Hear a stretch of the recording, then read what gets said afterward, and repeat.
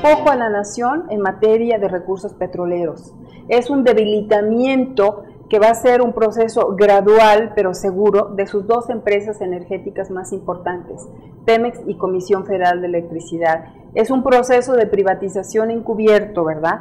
Es un proceso que inclusive nos puede llevar a una pérdida de territorio nacional.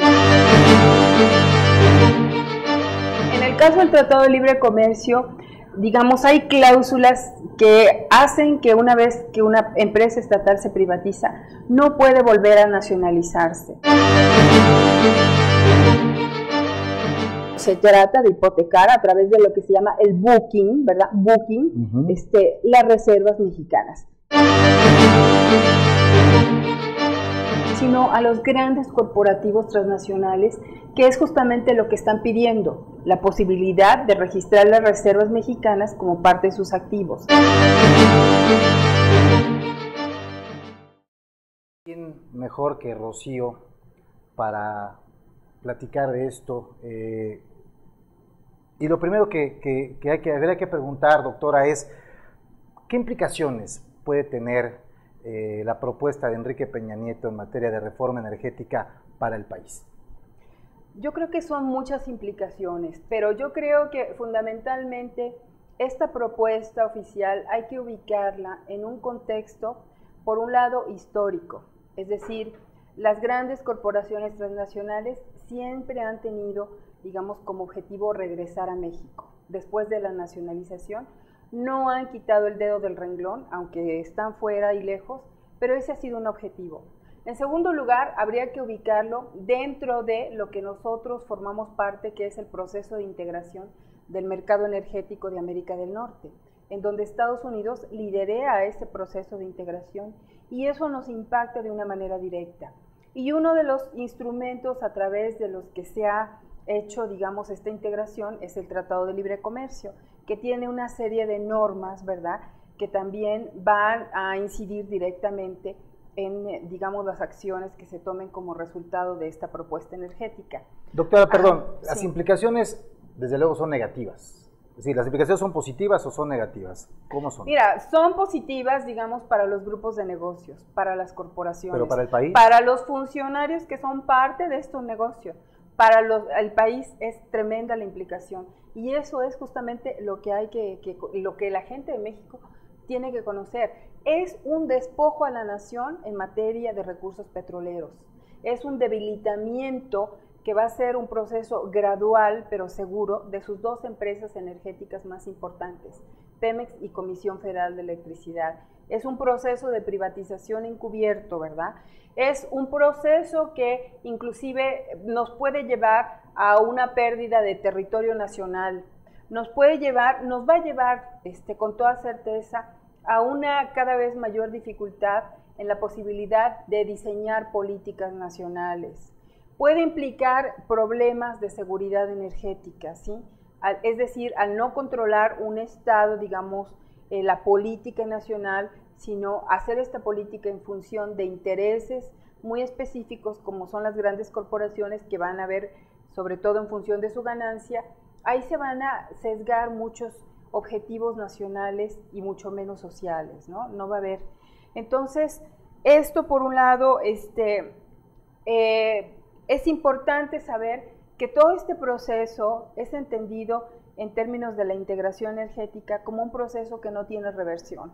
Entonces va a ser un paso muy importante que se dé y que va a ser muy difícil revertir en favor de México. Ese es un punto que a mí en lo particular me parece medular y que alarma sobremanera, porque según tengo entendido el Tratado de Libre Comercio, dentro de lo que especifica es que es irreversible, es decir, una vez que se llegase a aprobar esta reforma energética, para un futuro no hay posibilidad de revertirlo en caso de que no funcione o etcétera, es decir, no hay manera de dar marcha atrás. ¿Es sí, así? Es el Tratado de Libre Comercio, pero en realidad es todo el proceso de la seguridad energética de América del Norte. En el caso del Tratado de Libre Comercio, digamos, hay cláusulas que hacen que una vez que una empresa estatal se privatiza, no puede volver a nacionalizarse. Hay cláusulas tan leoninas como hacer que un contrato equivalga a una inversión. Y generalmente estos países, este tipo de tratados protegen al actor privado, al actor transnacional. Entonces, muchas veces los países terminan demandados en paneles internacionales, pagando sumas millonarias justamente para poder recuperar sus sectores energéticos, sus empresas petroleras. Entonces, toda la condicionalidad, inclusive se va a ver todavía más demeritada si hay este tipo de cambios constitucionales como el 27 y 28, que es la propuesta del señor Peña Nieto y que es lo que se quisiera. Y aquí hay una cuestión delicadísima porque significa la privatización, digamos en términos más suaves, de los recursos petroleros de México. Se apropian de ellos. Va a ser una apropiación, es decir, el término suave es privatización, pero yo le llamaría despojo. Es que es un despojo muy encubierto, es un despojo no abierto. Por un lado tenemos ya la propuesta concreta, digamos, de los acuerdos de utilidad compartida, que de alguna manera van a permitir a las empresas petroleras, que por cierto fue su demanda desde hace mucho tiempo, de registrar las reservas petroleras mexicanas como parte de sus activos con el objetivo de tener financiamiento, lo que se llama la financiarización. El petróleo queda empeñado. De alguna manera, a todos sus procesos, digamos, financieros, ¿sí? Esto, por ejemplo, no es nuevo. Ocurrió, por ejemplo, en el caso de yacimientos petrolíferos de Bolivia, en donde Enron tenía registrada como parte de sus activos a las reservas de hidrocarburos de Bolivia. Ellos tienen más gas que petróleo, pero en este caso eso es. Y de alguna manera pues se ha dado a conocer este acuerdo de utilidad compartida, pero como una cuestión de que simplemente se refiere a expectativas futuras de utilidades, pero en realidad es más sencillo, se trata de hipotecar a través de lo que se llama el booking, ¿verdad? Booking, las reservas mexicanas. Esta es una forma, pero hay ya, digamos, todo un proceso de facto que se refiere al sureste mexicano a través de los contratos de servicios integrales, en donde hay un proceso de privatización a través de las filiales. Entonces, esta es otra manera. Pero también es conveniente saber que muchos, digamos, de las características de los contratos que México ha venido haciendo, sobre todo después de la reforma energética del 2008, tienen ya muchos elementos de concesiones, ¿sí? Es decir, la empresa tiene la posibilidad de un control territorial, tiene la posibilidad de manejar la exploración y explotación petrolera, que constitucionalmente significan actividades de tipo estratégico que bajo la nacionalización quedaron bajo el manejo del Estado con la prerrogativa del Estado de su manejo. Entonces, esto es lo que gradualmente se ha ido transfiriendo al actor privado. Ahorita la gran cosa sería justamente transferirlo no solamente a los actores pequeños o a las compañías de servicio que tienen mucho que están en México, sino a los grandes corporativos transnacionales, que es justamente lo que están pidiendo, la posibilidad de registrar las reservas mexicanas como parte de sus activos. Ahora, es conveniente saber que de alguna manera ya hay una cesión de México al haber aprobado el Acuerdo de Recursos Transfronterizos, que fue en abril y apareció en mayo en el Diario Oficial de la Federación. Los recursos transfronterizos, digamos, de los yacimientos con posible extensión geológica y compartidos entre México y Estados Unidos. Los Estados Unidos no han todavía aprobado este acuerdo, el Senado está en aras de aprobarlo, pero ahí inclusive ellos están pidiendo que a las empresas transnacionales no se les obligue a dar información a su propio gobierno a través de algo que se llama la ley Dodd-Frank. Es decir, cuando ellos comparten y van a recibir ingresos y van a pagar a otro estado, a otra empresa de otro país, ellos tienen que reportar a su país. Esa es la única restricción que ha detenido. Pero de hecho, de alguna manera, ya tenemos un régimen de concesiones. Ahora, con el acuerdo de utilidad compartida, lo que parece que va a ser una tendencia es digamos, acuerdos de producción compartida, que también significa compartir productos. Entonces, todo este esquema, de alguna manera, encamina hacia un proceso velado de privatización del petróleo, que para la gente no es fácil entender porque son, digamos, mecanismos financieros encubiertos, contratos muy encubiertos, pero en el fondo significan un proceso de apropiación por parte de los actores privados, ¿verdad? Y sobre todo de lo que va a venir las transnacionales. Solamente para ponerte un ejemplo, ahora que yo estaba revisando el cómo los Estados Unidos ven este acuerdo de yacimientos compartidos, ellos dicen, hay dos cosas que ganamos con esto, en principio, y que sería muy bueno para nosotros aprobar. Uno, la cuestión geopolítica, es decir, ir avanzando sobre estos recursos, ¿verdad? Y la cuestión de seguridad energética, porque van a poder producir el petróleo al ritmo que ellos consideren. En esta cuestión de tipo geopolítico es importante saber que su visión está sentada en la idea del neoliberalismo, del liberalismo, ¿verdad? De que los recursos naturales son ya de la humanidad, y ese liberalismo como política lo que está justificando todo este proceso de expansión, en donde ellos consideran que México no debe obstaculizar la producción de petróleo ni siquiera en este espacio territorial compartido. Ellos quieren avanzar. Ellos están en la idea de que los recursos hay que producirlos, aunque no sea en nuestro propio espacio territorial.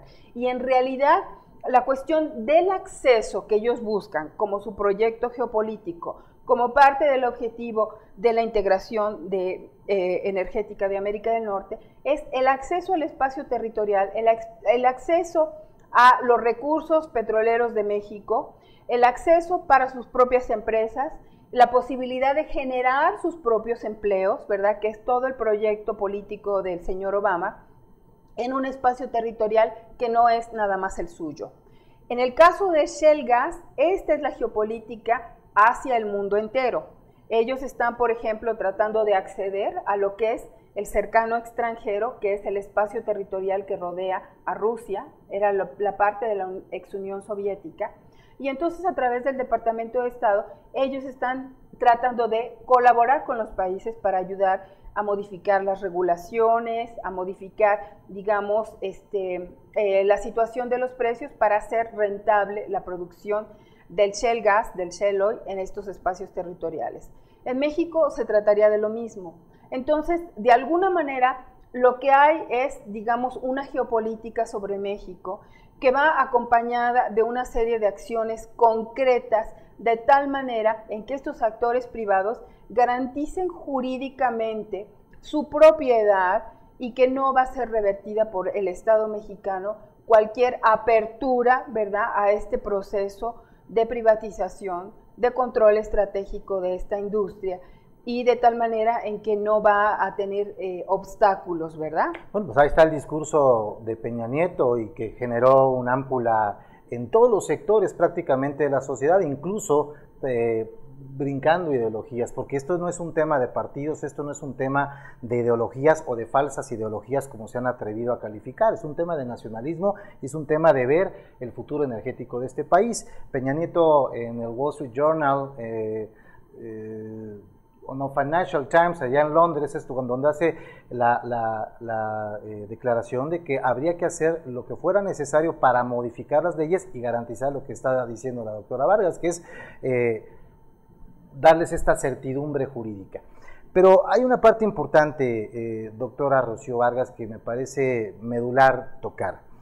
Ellos ponen muchos ejemplos, hablan de Cuba, hablan de Noruega, hablan de Rusia, cuando es comparar peras con manzanas, no tiene nada que ver. Cuba no tiene petróleo de entrada, y además no tiene una industria energética, una industria petrolera como la tiene México.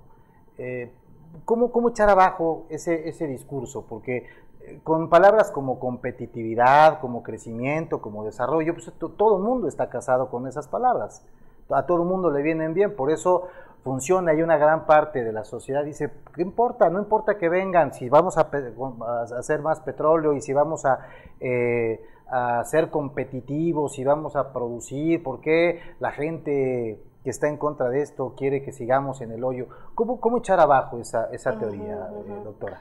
Bueno, yo creo que primero hay que entender cuál es, digamos, la estrategia discursiva de ellos, ¿no?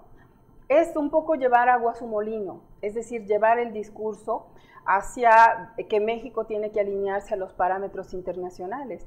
Entonces, si siempre pones los parámetros internacionales, pues siempre salimos en desventaja, ¿no? Es decir, nos estás poniendo ejemplos que a veces tienen que ver con países desarrollados, ¿verdad? Pero que no tienen que ver nada con tu historia, con tu cultura jurídica, con tu situación política, con tu coyuntura, ¿no? Entonces, de alguna manera es obligar a cambiar el modelo. Entonces, lo que hay que hacer es decir, nosotros tenemos una historia, un modelo, una empresa que en realidad es eficiente, es moderna, tiene los recursos financieros, pero justamente por la propia estrategia del neoliberalismo está en el punto de venta a la que el gobierno mismo la ha llevado. Por otro lado, yo creo, como tú decías, que en realidad va más allá de ideología de izquierda o de derecha, ¿sí? Yo creo que el momento ahorita se trata de defensa de la nación, porque a todos nos implica, tanto empresarios como estudiantes, como académicos, como clases. La sociedad en general. La sociedad en general se va a ver afectada por este tipo de cuestiones. Pero en esto yo sí creo que es muy importante destacar esta dimensión que tú resaltas de todo lo que se nos vende, que no tenemos, que no somos competitivos, que somos eficientes.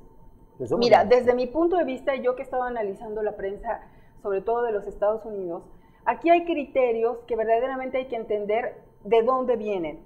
Por un lado, por ejemplo, ellos hablan de que, por fin México va a abrir a las sacrosantas reservas mexicanas. Las sacrosantas reservas mexicanas. Por supuesto están encantados porque sus corporaciones no tienen reservas petroleras, ¿sí? A pesar de que Estados Unidos es un productor importante, no es autosuficiente ni va a alcanzar la autosuficiencia. Pero en realidad las sacrosantas reservas mexicanas tienen que ver, digamos, con un modelo histórico, jurídico, relacionado con la propiedad del subsuelo que pertenece a la nación, cuando ellos en realidad tienen, digamos, un recurso que puede ser privado. Es el derecho anglo el que priva, en donde los recursos del suelo son diferentes al propietario de los recursos del subsuelo. Entonces, ahí tenemos dos cosas que pues no son lo mismo y que no pueden imponernos a partir de su visión evaluatoria. Por otro lado, por ejemplo, también nos dicen, es que el monopolio de Pemex, es que el monopolio de Comisión Federal de Electricidad. Pues señores, sepan que el monopolio tiene una razón económica, ¿verdad? De integración vertical, de uso de economías de escala y que ha sido por muchos años, por más de 30 años, eficiente en términos del diseño de la política energética. Ahora, ¿qué implica, digamos, esta connotación? En primer lugar, debe saberse que México no tiene ningún monopolio, porque bajo la Constitución, tanto Pemex como Comisión Federal de Electricidad no son considerados monopolios en su razón de ser empresas estratégicas para la nación. No son monopolios.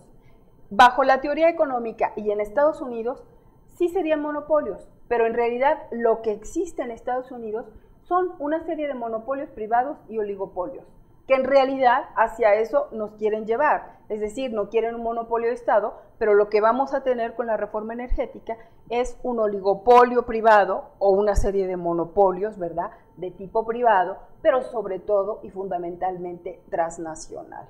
Entonces, yo creo que no se puede medir justamente con los mismos parámetros, porque inclusive ellos, con sus estructuras monopólicas, han tenido muchos problemas, por ejemplo, y me voy a referir nuevamente al caso de Enron, y sobre todo por lo que viene en términos de la propuesta del sector eléctrico, que es justamente dejar ya la generación de electricidad en manos de los privados y fundamentalmente transnacionales. Que de hecho ya lo están haciendo, ¿no? Que ya lo están haciendo, en un 52% lo tienen, pero se trata de privatizar todo esto. Una vez que las empresas entran, en realidad tienen toda la posibilidad de reducir la oferta y manipular los precios, porque van a tener toda la generación privada. En el año 2000 en California, la empresa Enron justamente fue lo que hizo y llevó verdaderamente a niveles estratosféricos los precios por los cuales el Estado californiano todavía está pagando la deuda y lo que esta medida implicó. Entonces, sí va a haber problemas, digamos, no hay garantía de que bajen los precios, es decir, tenemos a las grandes corporaciones que sobre todo van a pensar en su utilidad y en la posibilidad de colusión entre productores que de ninguna manera van a pensar en reducir precios y sobre todo si esto afecta a utilidades. Entonces, hay una falsa promesa.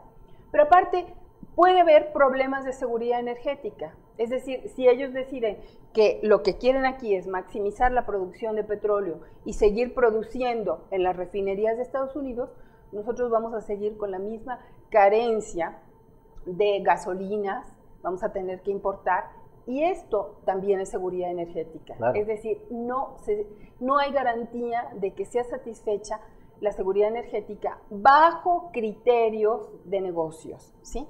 Entonces eso, pero aún más yo me atrevería a decir, con esta propuesta, de la manera que viene, al privatizar las dos empresas más importantes del sector energético mexicano, las empresas que generan más renta en este país, en realidad lo que se pierde es la posibilidad de una política energética nacional, ¿sí? Es decir, hay que ver, por ejemplo, el caso de Canadá, ¿verdad? Ellos suscribieron en 1989 el Tratado de Libre Comercio y ellos, por ejemplo, en las cláusulas que tienen, ni siquiera pueden tener una opción de que sus precios nacionales, domésticos, para sus energéticos, para su consumo nacional, puedan ser menores que los precios a los que exportan. Simplemente se rompió esa posibilidad. Ellos, por ejemplo, no pueden reducir las exportaciones a los Estados Unidos por la cláusula de proporcionalidad, exactamente, porque tienen la obligación de mantener el promedio de exportación de los 3 últimos meses. Entonces, de alguna manera, se hace a los países producir, sobre todo en favor, digamos, del principal mercado en América del Norte, que es los Estados Unidos. Pero finalmente, todo esto, digamos, al tener bloques con la posibilidad del control de los privados, al venir las grandes corporaciones transnacionales, al demandar cambios constitucionales, a perder el dominio eminente, digamos, de la industria petrolera, que es perder, digamos, la posibilidad de control de la política misma, la producción, la exploración, la determinación de precios, porque tenemos a grandes actores transnacionales. En realidad estamos hablando ya de cuestiones territoriales, ¿sí? Entonces ahí está. Desde el punto de vista geopolítico, Rocío, ¿podríamos pensar en una neocolonización? Yo creo que sí, es un proyecto neocolonial, ¿sí?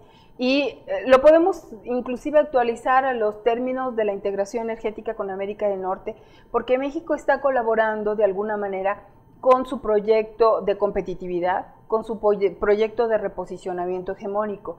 Y en este sentido, los hidrocarburos, el petróleo, es un elemento fundamental.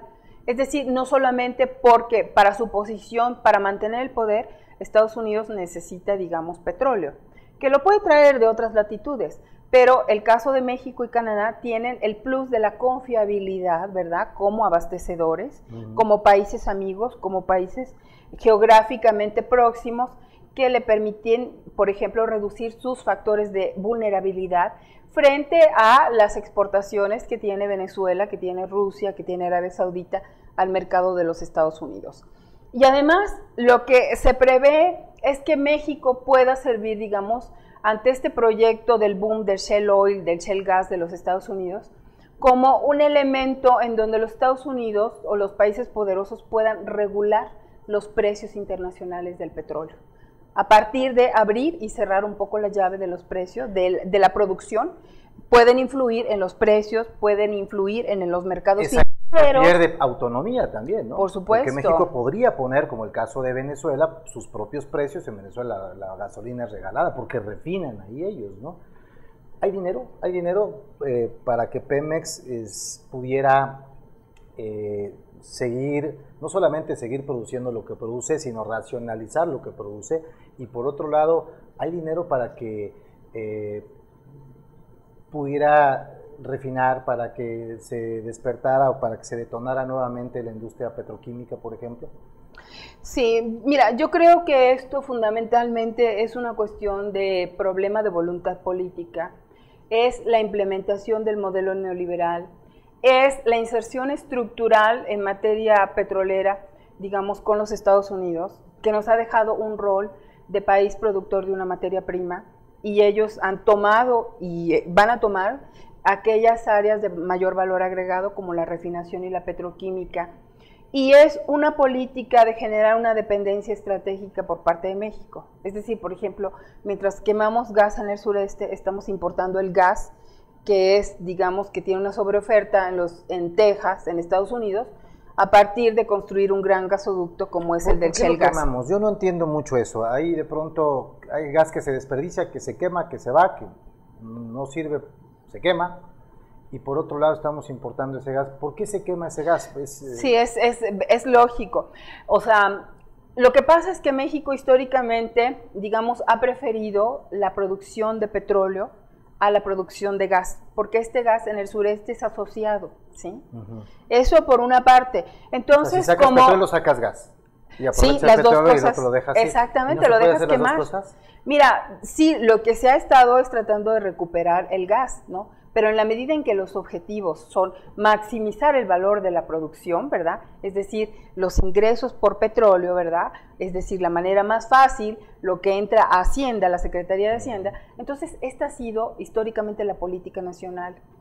Pero yo diría, esto tiene que ver, sí, con todos los negocios de los tejanos, ¿verdad? Por ejemplo, siempre se ve a México como un mercado interesante y se ha trabajado inclusive por generar un mercado, cuando nosotros podríamos tener otro tipo de opciones. Es decir, por ejemplo, cuando empezaron los ciclos combinados bajo el argumento ambiental, en donde los productores de electricidad, pues antes producían más con combustóleo, con otro tipo de hidrocarburos, y entonces estamos produciendo con gas natural que no tenemos y que compramos a precios altísimos, por ejemplo del GNL, que viene a través de Repsol, que nos da todavía muchísimo más caro que el gas que se importa a través del territorio en la frontera norte. Entonces, esto hay que entenderlo como un gran negocio de las transnacionales que se hace con México, que se hace en colusión con muchos de nuestros funcionarios mexicanos y que es una visión simplemente sesgada, que no ha tenido como un objetivo, digamos, el beneficio social. Son negocios. Y así se ve la integración del mercado energético de América del Norte. ¿Qué le va a pasar a México en caso de que se apruebe esta reforma de Peña Nieto? Pues yo lo veo, digamos, como muy preocupante, porque simplemente el cambiar la Constitución, hay que entender qué significa la Constitución. Es decir, la Constitución no es un elemento retórico, ideológico, como muchos pretenden. Es de alguna manera el proyecto nacional. Es decir, en materia de hidrocarburos, el proyecto nacional habla, digamos, de la prerrogativa del Estado mexicano de controlar estas actividades que el Estado mexicano considera estratégicas para lo que fue históricamente su proyecto de industrialización, para lo que fue o lo que es, sigue siendo importante como generador de divisas, como, digamos, un elemento, una entidad que garantiza la seguridad energética del país, que es un elemento fundamental para todo el mantenimiento de la vida nacional. Entonces, de alguna manera, esto es justamente lo que se ve resquebrajado, el proyecto nacional. Y cuando ya no hay un proyecto nacional, de alguna manera el país queda bajo el control, digamos, si estamos próximos a la gran potencia, pues, ¿qué te puedo decir? Justamente tenemos todo el dominio de la gran potencia. Es el hegemón en la integración del mercado energético de América del Norte. Vamos a quedar totalmente vulnerables a sus demandas, a sus políticas y a la visión de sus corporaciones transnacionales, porque es el actor que viene. Es un actor que tiene el peso y una fuerza de un Estado-nación. Es decir, una transnacional como Exxon puede tener inclusive más poder que un Estado, que un país como Nigeria. Entonces, esto es lo que no hemos medido. Históricamente hay muchas experiencias de las que México podría aprender, pero eso es justamente lo que no se ha revisado. Y estas grandes entidades básicamente lo que buscan es reservas, casi siempre imponen políticas de maximización de la producción, es decir, sacar el petróleo lo más que se pueda, ¿verdad? Generalmente a lo que llevan a los países es a un régimen de concesiones, y si uno ve la geopolítica en América del Norte, Canadá y Estados Unidos tienen un régimen de concesiones, lo cual prácticamente automático, que con el cambio constitucional que promueve la reforma del señor Peña Nieto, pues es muy fácil ya aplicar un régimen de concesiones, por una inercia geopolítica y porque una vez modificados los artículos 27 y 28, esto puede ser prácticamente automático, ¿sí? Y no hay marcha atrás. Para un país es dificilísimo, estando inclusive junto a Estados Unidos, prácticamente yo diría es imposible. En el caso, por ejemplo, de los países sudamericanos que llevaron estas aperturas, en realidad cuando hicieron su proceso de nacionalización no pudieron recuperar activos, no pudieron, y es un poco lo que decimos en el libro.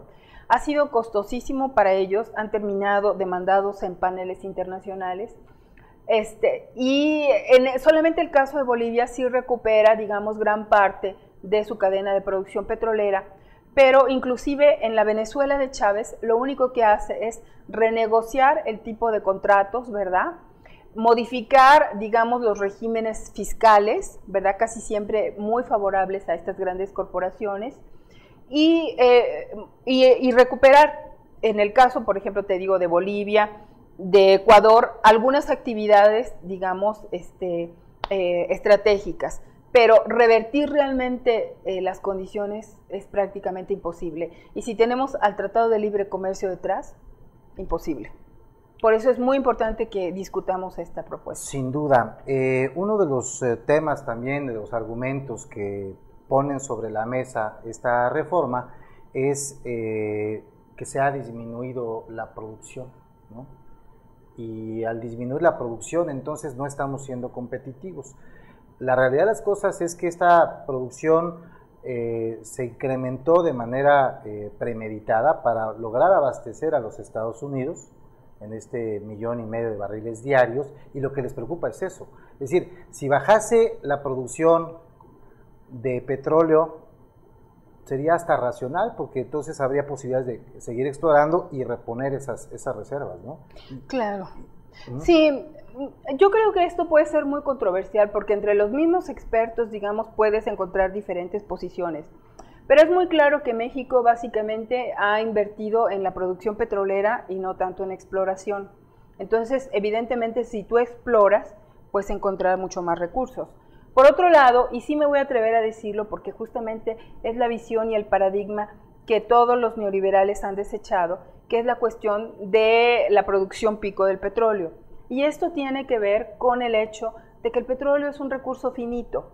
Entonces, de alguna manera, el hecho de que nuestro principal yacimiento, el segundo más importante a nivel mundial, Cantarell, venga en declinación, pues tiene que ver, por un lado, con una política de maximizar la producción, una serie de medidas que no han sido técnicamente lo mejor, ¿verdad?, para mantener, digamos, esta producción, pero también está mostrando los límites geológicos, ¿sí? Ahora, se viene ya, digamos, hay un potencial de lo que se llaman recursos no convencionales, que son muy amplios, pero generalmente estos recursos en todos lados tienen la desventaja de que la dificultad de producción es mayor, ¿sí? Por un lado, los riesgos ambientales. Hay algunos devastadores con el fracking, las arenas bituminosas, ¿no? Entonces, esto es lo que nosotros tendríamos que ponderar. Ahora, ¿qué es lo que yo creo, no? En realidad, los Estados Unidos, las corporaciones, saben que México tiene muchos recursos, sobre todo en el sureste de México. De alguna manera, entrar a través de Shell Gas, en donde lo que quieren al producir en México es concesiones, un régimen de concesiones, en entrar a través de los yacimientos transfronterizos, pues es obvio que lo que van a llegar es después a colocarse en aquellas áreas que territorialmente son ricas todavía en petróleo convencional. Entonces, yo esto lo veo de alguna manera como una manera de ingresar. Una vez que estás en territorio mexicano, con cambios constitucionales, pues evidentemente se van a ir por el petróleo, las áreas productivas, el petróleo fácil, el petróleo convencional, que es justamente lo que quieren y lo que están necesitando. Y estas son las empresas, grandes corporaciones de Estados Unidos y las empresas anglo, Mar del Norte, que vienen en declinación aguda su producción. Entonces, pues es un espacio en donde si tú les estás viendo todas las posibilidades, evidentemente las van a tomar. Doctora Rocío Vargas Suárez, muchísimas gracias por esta conversación. Muchas gracias, Luis, un gusto. Por supuesto que seguimos convidados a ahondar en el tema. Es un tema vasto, de gran importancia, de gran relevancia para nuestro país y bueno, estaremos de manera frecuente, si la doctora lo permite y su tiempo también, porque es una mujer muy ocupada, créanme usted, bueno, pues estaremos conversando con ella insistentemente. Muchas gracias, Rosa. Muchas gracias, Luis. Gracias a todos.